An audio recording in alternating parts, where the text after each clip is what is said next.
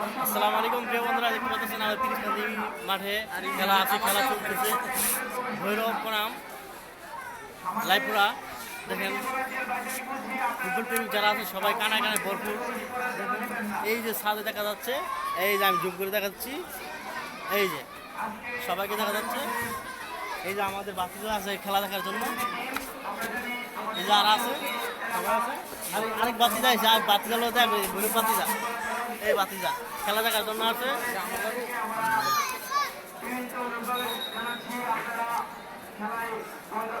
আজকের খেলা ভৈরব লাইপুরা লাইফ